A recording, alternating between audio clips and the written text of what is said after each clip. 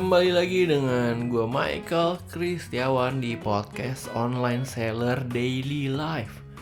Kali ini gue mau cerita tentang salah satu produk jualan gue, yaitu coklat. Nah, mereknya itu Varona. Gue kan udah jualan coklat ini nih udah lama ya sebagai online seller yang jualan.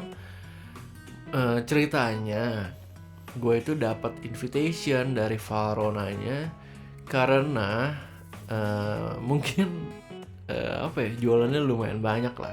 Jadi gue di-invite untuk ikut plantation trip di Bali. Woi, gue senang banget karena ya seru aja, cobain aja ya kan, kapan lagi. Nah, gue mau ceritain nih di podcast episode ini keseruannya. Jangan kemana-mana, tetap dengerin ya.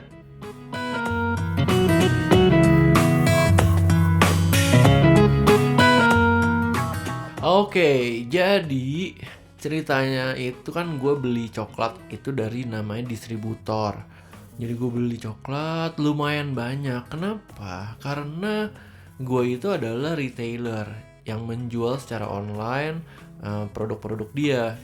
Jadi kalau kalian mau belinya cuma satu bag gitu atau kemasan kecil, ya mending beli di gue daripada beli di dia, karena kalian tuh mesti beli minimum quantity, terus juga harus ada perusahaannya, ada PT-nya, terus dikirimnya H+1. Nah, bayangin kalian lagi kepepet mau bikin baking terus nggak ada barangnya. Nah, jadi kan nggak bisa kan beli dari perusahaan itu kalau kepepet. Oleh sebab itu, gua mengambil role sebagai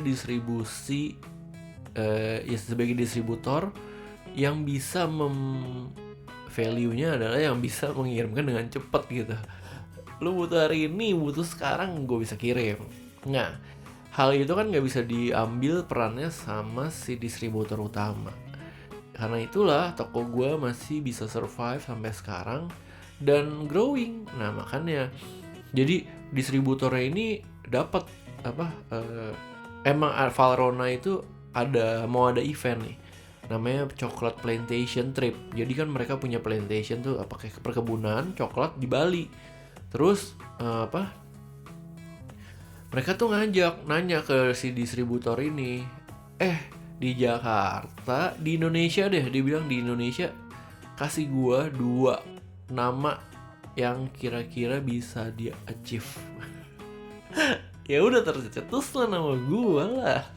Orang gua pengepul ya. Belinya banyak. Dan ada satu lagi itu emang cafe lumayan besar. Dan mereka tuh 80% produknya pakai Varona. Ya lo tau lah harga pastry-nya berapa kan. Bisa mau 100.000 kali satu pastry. Nah, itu juga dipanggil chefnya. Kan gue dipanggil ya, disuruh datang. Terus dia bilang gue suruh bawa creation. Gue kira apa ya creation, gue orang gue gak bisa baking ya kan. Jadi ya udah, gue datang diri aja karena gue kan bukan chef ya, gue kan cuman penjual online. Ya udah, singkat cerita nih, gue sambil ngeliatin foto-fotonya ya. Jadi emang kita itu dikasih nginep hotel, kita dikasih trip, kita dikasih semuanya, makan, breakfast, ada lah semua. Jadi gue happy aja. Ya dari hari pertama berangkat langsung gue ke hotel, dijemput. Gila, kapan lagi kan lo dari bandara udah langsung ada orang bawa papan nama gue gitu. Mr. Michael Kristiawan. Terus diajak ngobrol sama beli Bali ya, pakai bahasa Inggris. Kenapa? Karena gue nanya dong, kalau ngajak ngobrol gue pakai bahasa Inggris kenapa? Karena dari pagi itu dia jemputin tuh bule semua gitu. Gue agak takut dong, siapa aja nih yang diundang kan. Emang seminggu sebelumnya kita udah dibikinin grup gitu untuk trip ini. Gue lihat namanya tuh bule semua, nggak ada yang plus 62. Beneran deh, ada sih satu doang, tapi ya itu emang orang distributornya yang nemenin gue. Emang karena kan gue customer dia. Terus sisanya bule semua. Gila, gue jadi ini gue bakal jadi bule potan nih ngomongnya nanti. Tapi ya nggak apa-apa lah, kita bawa happy aja kan. Udah gitu dijemput nih sama tuh driver. Terus gue langsung di drop di hotel. Tapi emang ada satu masa gue harus ke rumah. Jadi gue ada rumah om gue di Bali, karena gue harus bawa mobilnya untuk diservis gitu. Gue bawa kopling matahari lah apalah, berat banget sekoper. Ya udahlah, gue servis dulu mobilnya. Terus akhirnya gue nyusul lagi ke hotel itu. Nah, acaranya dimulai malam. Jadi tadi kan dari pagi sampai malam itu kita di hotel. Terus ya udah cuman ngobrol-ngobrol. Enggak, sorry. Itu tuh bukan ngobrol-ngobrol ya. Lebih ke ya udah lu dapat nginep aja satu hari itu. Jadi pagi kan dijemput kan, dari siang lah dijemput di bandara sama sopir. Terus udah malamnya kita dinner. Wah, itu makanannya enak banget. Jadi ada namanya Vincent Nigita. Vincent Nigita itu dia punya pastry yang satu porsinya itu kayak 90.000 sampai 120.000 gitu. Ya gede sih, kayak donat tapi bukan donat. Apa ya namanya sih? Aduh, gue lupa. Kayak eclair gitu. Eclair tapi gede, segede handphone. Jadi lu kayak makan itu tuh kenyang. Nah, gue kan gak mau nyobain semua kan. Jadi gue ambil satu, gue bagi aja semeja kan. Kita berempat tuh, kita bagi 4, kita cobain semua ya. Wah, itu pastry enak banget. Vincent Nigita ya. Kita emang nginepnya di Canvas Hotel yang ada di Seminyak. Makanan juga enak sih. Malam-malam kita ngobrol aja, cuman ya emang mingle aja untuk sharing. Tanya lu bisnisnya apa, jadi chef di mana. Dan di masa malam itu emang gue ketemu banyak chef hebat sih. Ada yang punya resto di Singapura, ada yang punya di Dubai, di Paris, di Prancis, di Itali, di Malaysia ada. Iya, banyak lah, macem-macem. Terus Jepang juga ada sih, orangnya Arabica. Apa di China ya itu ya, lupa gue. Nah, habis itu baru besoknya itu ceritanya kita check out, terus kita pergi ke Chocolate Plantation. Nah, ini dia nih. Jadi kita tuh tripnya ya namanya bule-bule kan seneng lah ya diajak ke pantai. Kita ke pantai dulu mampir, terus kita mampir ke temple, terus udah gitu kita makan siang di sana. Temple tuh kayak pura bahasa Indonesia. Udah gitu baru kita ke Chocolate Plantation. Di sana ngapain aja sih Chocolate Plantation? Sejujurnya ya, kita itu cuman dengerin mereka sharing. Jadi petani-petaninya sharing. Ini nih kebun coklat, ini tuh buah coklat nih kayak gini. Kita pembibitannya pakai ini, fertilizernya juga udah certified. Jadi nggak pakai chemical ya. Jadi benar-benar pakai daunnya, pakai coklat itu kan biji ya.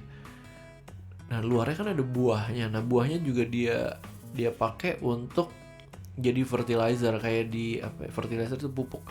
Di fermented supaya keluar cairannya, dan cairannya itu nanti bernutrisi dan jadi fertilizer gitu. Dan ternyata kebun itu tuh ya ada orang Varonanya yang dampingin mereka sampai bisa certified-nya banyak. Ada USDA, ada Frog Rainforest, apalah. Dan kita diceritain aja. Jadi hari kedua itu ya ke temple itu dari pagi, enggak, dari siang ke temple ya. Tadi sampai mana gue jadi sambil ngeliat contekan nih. Oh, ke plantation. Tadi kita ke plantation abis makan siang sampai sore, sampai kita nanam pohon coklat sendiri loh. Kita nanam, terus udah gitu kita ngeliat proses fermentasinya. Habis lihat proses fermentasinya sampai pengeringan, sampai penggilingan, enggak, sampai jadi bijinya doang udah kering. Udah gitu doang, udah sampai itu terus kita pergi ke hotel. Hotelnya namanya Purida Juma. Ini keren sih hotelnya sih. Gue kayak dikasih satu kamar itu tuh kayak satu pondokan gitu loh. Jadi lu di bawahnya tuh ada living roomnya, ada dapurnya, terus lu naik ke kamar lu di atas ada bathtubnya, ada kolam renang lu di depannya si living room itu. Oke lah sebenarnya. Udah habis itu kita makan malam di sana dan karena gue lelah ya gue tidur aja lah. Gitu. Padahal mereka tuh masih ngobrol-ngobrol aja ya. Karena gue juga bingung mau ngobrolnya gimana. Ya dia udah ngobrol sama yang gue kenal aja, yang orang Singapura ada, yang orang Malay ada. Nah itu hari pertama. Hari kedua, itu udah hari kedua ya. Hari pertama kan kita di Canvas Village, hari kedua tuh di itu. Terus berikutnya kita breakfast di di hotel. Terus udah gitu lunch. Nah, baru breakfast kok lunch. Enggak, sorry. Jadi habis breakfast, kita itu tuh ada satu momen kita sharing.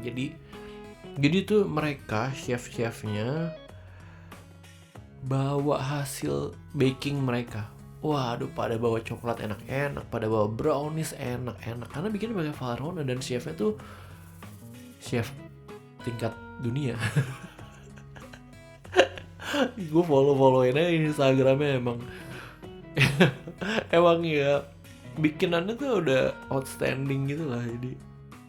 Jadi nggak sembarangan lah yang diundang kan. Udah bayarin di orang-orang dari Perancis datang, gimana caranya coba. Udah kita cobain hasil-hasil kreasi mereka, terus ada kita coklat tasting sama bikin mousse gitu. Setelah selesai kita lunch dan kita pulang ke Canvas Village. Nah malamnya dinernya di Potato Head. Itu lu bayangin, biasa Potato Head kan cuma buat makan ya, emang nge-club gitu kan, ada clubnya Potato Beach Club. Ini ada satu area itu benar-benar dibook gitu buat kita dinner. Ya ada restoran, ya mejanya sih ya dibikin aja table buffet gitu. Waduh tuh makanannya enak banget. Kalau lu ada kesempatan makan di Potato Head, tapi yang restoran ya boleh lah, itu enak banget sih. Ada ya all you can eat lah, lu boleh makan scallop sepuasnya, lu boleh makan brisket 8 hours sepuasnya. Ya udahlah, gue makan ya secukupnya aja lah. Karena banyak menunya, ada ikan juga, ikannya apa ya? Ikan bukan dori sih kan, gindara apa ya? Oke enak lah.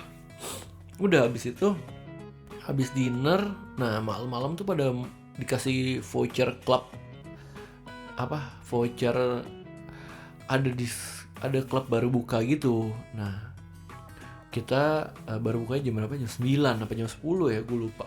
Jadi kita nungguin ngobrol-ngobrol sampai kita masuk tuh klubnya. Mampus itu bau apek banget, nggak kena matahari, lembab. Akhirnya cuma 10 menit terus kita pergi. Gua sih pulang karena gue lelah, jadi gue pulang, mereka lanjut. Udah, gue tidur. Besoknya breakfast. Nah, gue tuh udah bawa mobil karena mobil udah jadi. Jadi pas breakfast, habis breakfast, beres-beres, gue sama teman-teman gue ajak pergi makan dong. Jadi ya mereka tuh kita gue ada sama orang Singapura satu, sama orang Malaya satu. Kita pergi ke 3 tempat makan babi. Woi, keren kan? Gue kayak tour guide aja. Dan gak lupa gue ajak ke Tomorrow Coffee. Jadi pertama tuh gue ajak ke namanya Sam Merekak. Itu yang babi guling yang ya enak lah, lu masih cobain. Terus yang kedua kita bawa ke Cahaya, warung Cahaya itu juga enak. Sama satu lagi kita bawa ke Pak Malen. Nah 3-tiganya ini rame ngantri kan. Ya walaupun kita dapat ya paling ngantri 2 atau 3, tapi kan selama kita makan mereka ngelihat, wah ini restoran tuh full banget. Jadi full orang-orang lokal dan gak ada bule sih. Ya mereka tuh amazed aja. Gue kan, dia nanya, tolong dong ajakin gue ke ke tempat yang orang lokal, apa pokoknya yang bisnis makanan tapi yang rame gitu, yang bagus gitu, yang good business. Ya udah gue ajak ketiga itu.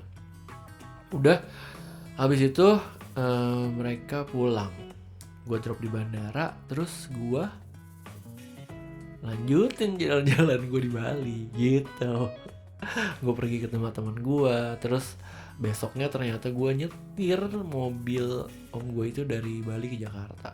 Wih, keren kan? Wih, kapan lagi lo nyetir dari Bali ke Jakarta? Udah, itu aja tentang Coklat Plantation Trip.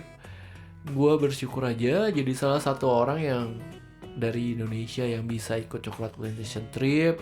Terus juga bisa, ternyata ya, gue itu salah satu customer dari perkebunan itu ternyata. Jadi mereka yang pas gue datang mereka udah kenal gue. Gitu. Ya udahlah, itu aja lah yang mau gue ceritain tentang Coklat Plantation Trip. Sampai jumpa di podcast episode berikutnya. Thank you udah mendengarkan podcast Online Seller Daily Life. Bye bye. Have a nice day guys.